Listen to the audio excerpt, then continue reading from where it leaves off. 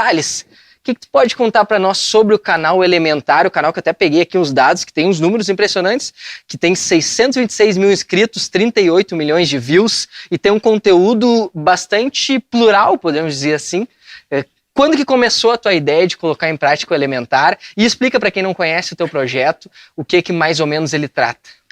Bom, o Elementar é um canal que eu tento trazer assuntos relevantes e que são, de fato, que eu tenho como elementar para qualquer pessoa, que a gente tem que saber. Eu não foco muito em tendências, tá? Às vezes eu trago vídeos que são pesados, com bastante informação, com alta qualidade e tudo mais.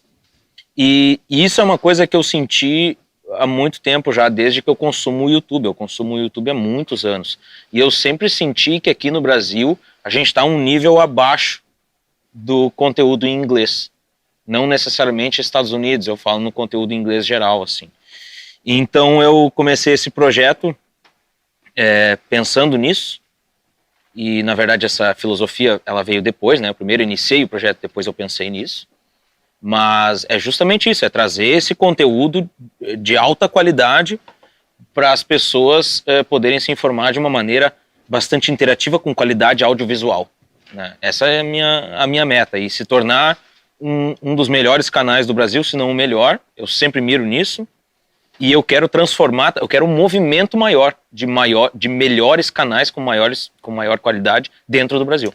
O teu canal, eu tava dando uma observada, assisti alguns vídeos, mas são vídeos todos eles muito densos, né? Sim. Com muitas informações, e tu tem conteúdos desde a história do Netflix, história sobre a guerra entre a Rússia e a Ucrânia, a máfia do Detran, algumas coisas que envolvem a indústria, a história de grandes empresas. Da onde que surgem essas pautas? É uma interação que tem com o público, e desde o início, assim, quais foram os primeiros vídeos? E eu sei que tu tinha um método um pouco diferente, tu tinha uma pegada mais vlog, né, no início, e hoje é um off que tem uma imagem, acaba tendo tu, mas ela é muito mais com conteúdo diferente, com imagens diferentes, né, distintas. Como é que foi esse desenvolvimento, essa evolução do canal? É justamente o que eu comentei sobre essa questão de qualidade audiovisual, né?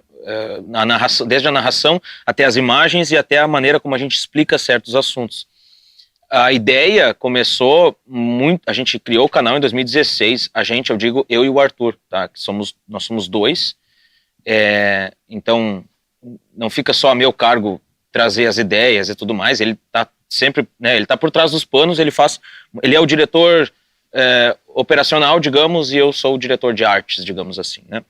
Então eu sempre fui responsável pela narração e a edição, e ele às vezes trazia os assuntos, ele escreve, nós dois escrevemos, a gente traz os assuntos, eu e ele. Então lá no início a ideia era fazer, em 2016 a gente criou o canal, a ideia era fazer aquelas engenharia pessoal, assim, sabe, aquela coisa de melhorar a tua autoestima, a tua vida, e fazer, tu tem que ser uma pessoa melhor e tal.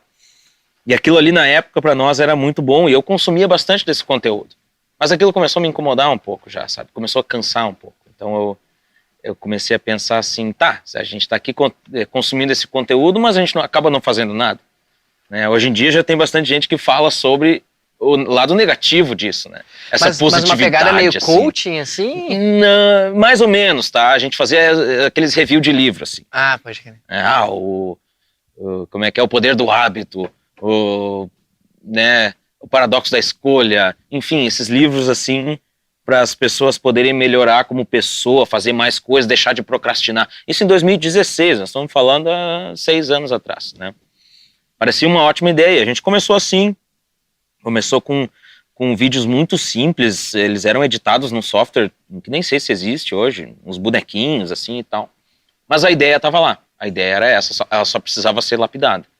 Então acabou que depois de um tempo eu precisava me formar também, a gente conseguiu lá uns 1.000 inscritos mais ou menos, 2017 lá, e aí a gente meio que deixou parado, eu me formei, fui pro Canadá. Quando eu fui pro Canadá, o YouTube começou a me recomendar canais lá de fora, e aquilo ali para mim foi o que mudou a minha percepção sobre o YouTube.